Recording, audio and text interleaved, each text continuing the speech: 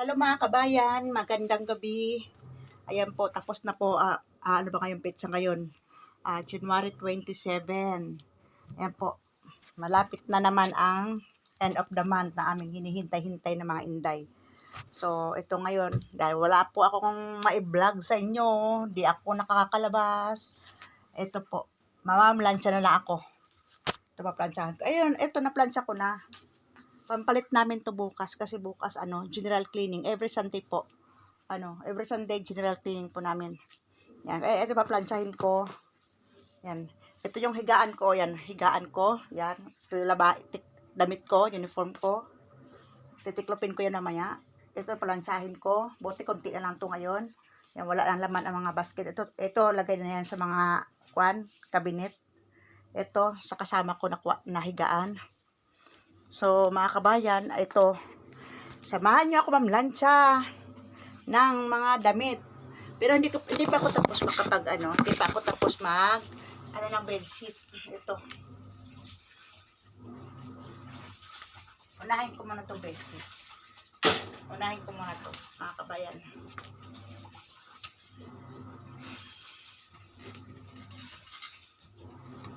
Malapit na naman ang katapusan, ang hinihintay-hintay namin mga inday. End of the month po ang aming cut-off ng sahod. Pero, second week na po kadalasan binibigay sahod namin. Late po lagi. Laging late. Pero diba, okay lang naman. Basta importante, mayroon. Yan lang po importante. Mahalaga doon yung mayroong sana tumaas na yung palitan. Kasi nung nakaraan ang baba 147 nung nakaraan. Sana ngayon, sabi nung kasama, nakausap ko kagabi, 149 daw, pero aywan ko sana tumaas pa ng konti. Ang palitan ng isang BD. Yan lang po naman ang kagandahan dito mga kabayan kasi kami ang nagkapadala ng sahod, hindi yung amo namin kami. Wala silang pakialam sa sahod namin. Yun. Ang gandahan nila. Malaking pagkakaiba. Sobrang laki ng pinagkakaiba ng dati kong trabaho. Dati kong trabaho sa Kuwait. Talagang brutal na, hindi maganda yung karanasan ko sa Kuwait. Kulang na nga lang, patayin nila ako So, wala naman akong kasalanan. Halos maglulumuhod ka na sa araw-araw. Halos tawagin mo na lahat ng santo. Tapos lang ang bawat araw. Pero natapos ko yung yun. Siguro ako na nakatapos dun sa, employer. Kaya,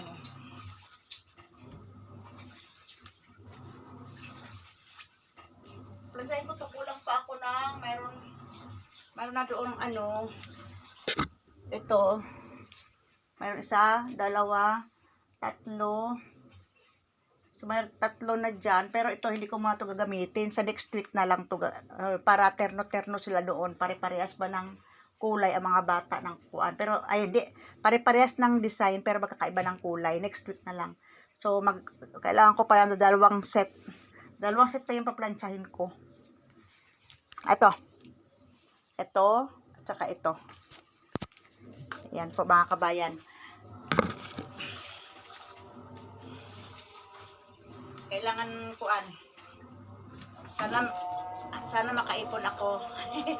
Sana makaipon ako this year. Pang-uwi. Ano yan, vlog? Binablog ko. Wala lang may vlog Hindi pa kami naghabulan ni Oreo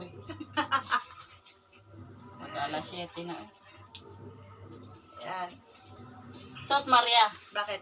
Si Alia, yung magkaibigan. Nandiyan na? Bumili pala sila ng damit pang beach. Nung pagkatapos na nila bumili, kumain sila. Pagkakain nila, pumunta na sila ng beach. Tapos? Saka siya tumawag sa akin na uuwi na kasi paalis na sila papunta ng beach. Hindi sila nanood ng sine. Pumunta sila ng beach? Oo. Tapos ano nangyari? Ay di, may dala siyang shield. May dala siyang tubig na ang laman ay bato.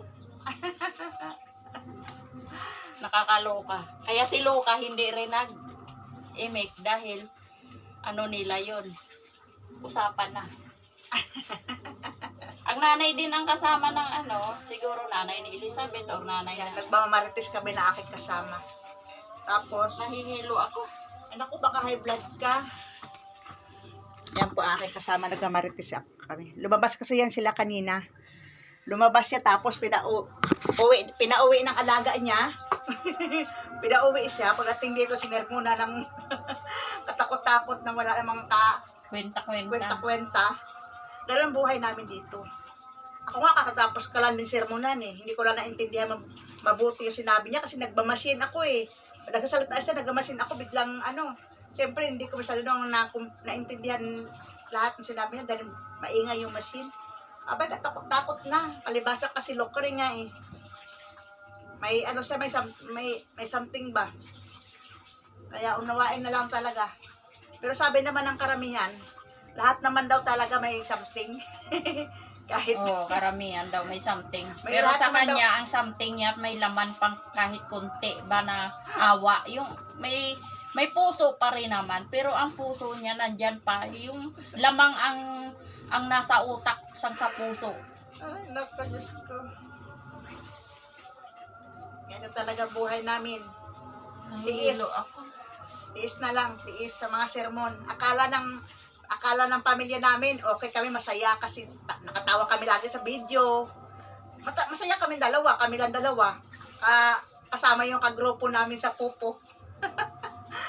Pero yung sa loob-loob, pagkaharap namin yung amo namin, siyempre iba. Dahil kunting pagkamali, kunti lang, 1 point, na hindi mo maintindihan. Pinasa ko sa GC, ganito ang mata ni Luca pa. Loka-loka. Pag once na hindi mo maintindihan, na agad-agad, naku, katakot-takot.